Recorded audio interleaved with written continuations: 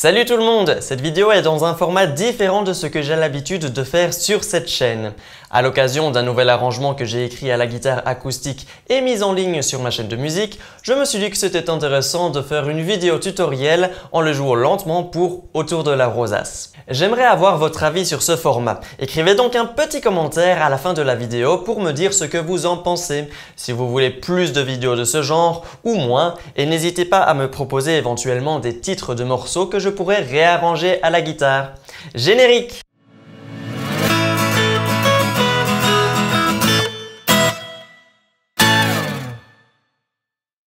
Voici comment nous allons procéder.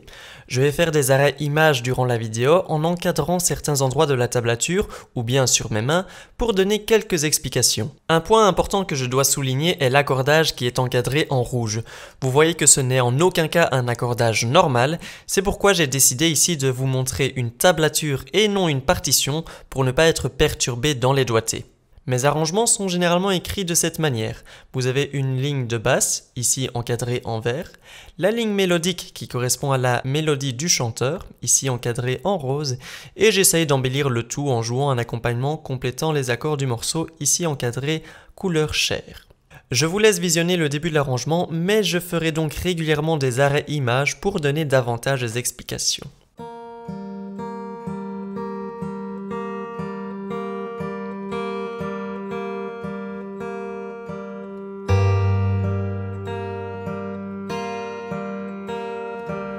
Encadré en rouge, vous pouvez voir mon index qui fait un semi-barré, c'est-à-dire que je voulais enfoncer la 6e et la 4e corde, mais tout en gardant la 3e corde qui sonne en corde à vide.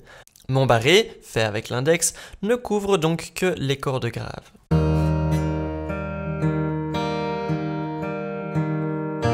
Petit arrêt image pour vous montrer qu'avec le pouce, j'ai coupé la basse de la 6e corde qui résonne pour garder une ligne de basse propre. De cette manière, je n'ai pas dû changer la position que j'avais à la main gauche. N'hésitez pas à revenir en arrière pour bien comprendre de quoi je parle.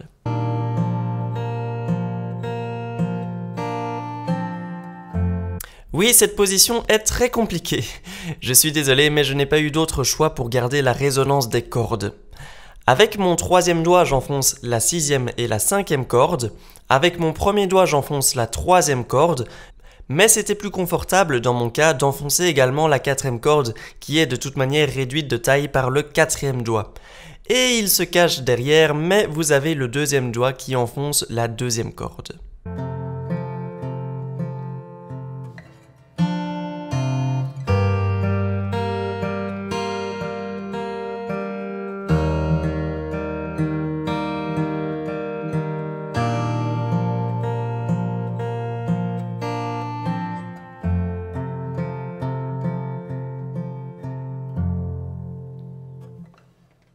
Nous allons à présent entamer une autre partie du morceau. J'en profite donc pour faire un arrêt image pour vous expliquer qu'à la main droite, la voix des basses sera jouée avec le pouce en vert, la voix des aigus avec l'annulaire en rouge et l'accompagnement sera joué à contretemps par l'index et le majeur en bleu.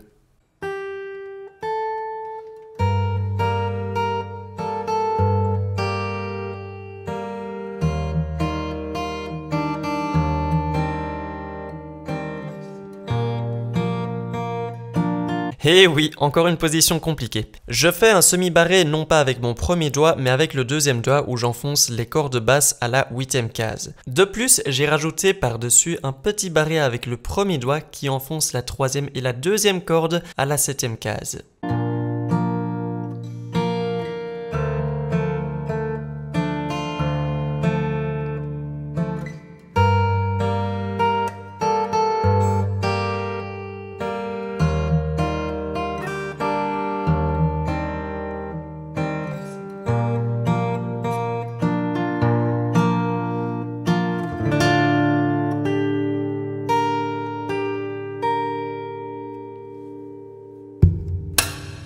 Nous avons à présent le refrain ou le chorus.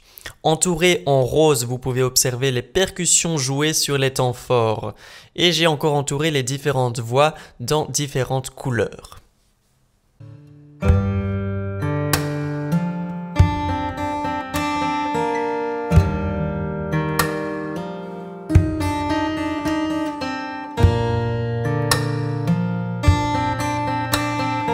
Encadré en rouge, vous avez un semi-barré sur les cordes graves avec le deuxième doigt. Vous commencez à avoir l'habitude. Et ce que j'ai encadré en bleu correspond en fait à une nouvelle voix rajoutée qui n'était pas présente dans la première partie du refrain.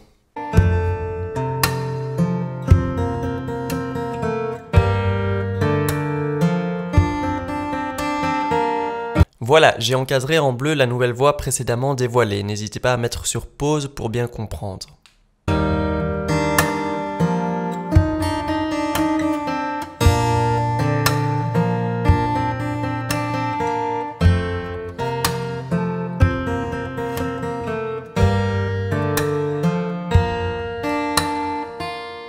Nous reprenons la même partie qu'au début de l'arrangement, c'est-à-dire le couplet, mais cette fois j'ai rajouté des percussions sur les premiers et troisième temps. Observez donc ma main droite.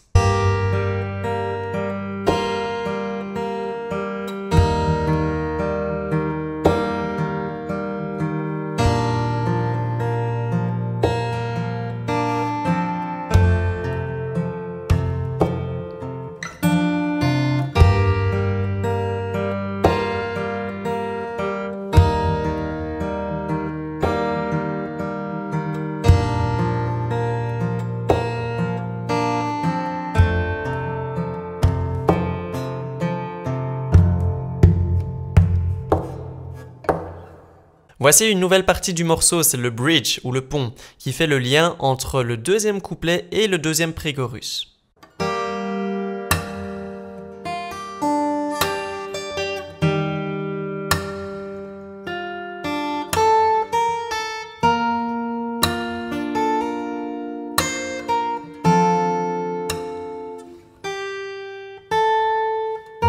Le pré-chorus que nous avons déjà expliqué précédemment est de nouveau joué, mais avec des percussions pour rajouter du piment.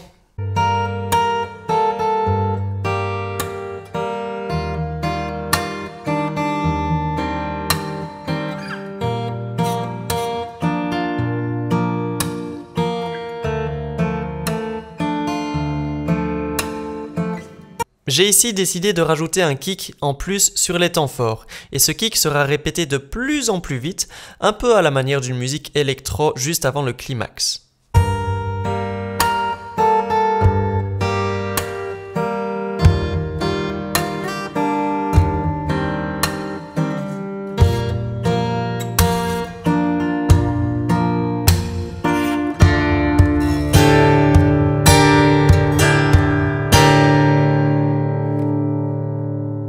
Et après ce climax, nous entamons la fin de l'arrangement. J'avais pensé à faire une fin un peu plus énergétique avec des accords, des percussions et tout le tralala, mais au final ça ne donnait pas si bien, donc j'ai décidé de terminer en douceur.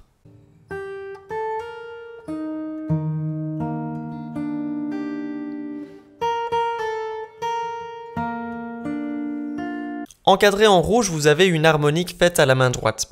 C'est la même harmonique que la 7e case, mais jouée de l'autre côté de la corde. Et encadré en bleu, vous pourrez observer, juste après la pause, une harmonique jouée sur la 12e case de la 2e corde.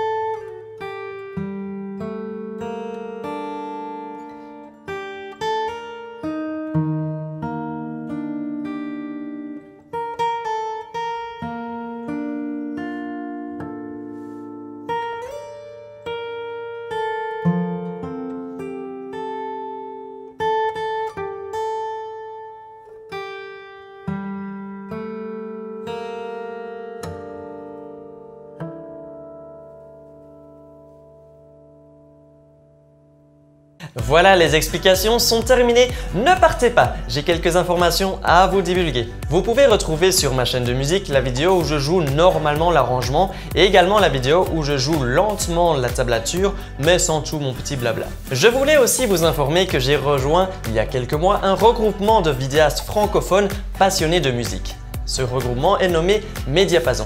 Découvrez sur leur site plein de contenus qui peuvent vous intéresser. Riez en visionnant des délires musicaux. Voyez votre curiosité piquée par les explications de bandes sonores de films connus. Découvrez des instruments insolites et admirez des documentaires réalisés de manière extraordinaire sur des compositeurs de renom tels que Beethoven, Bach, Vivaldi. Tout est disponible pour vous faire passer un bon moment. Ciao!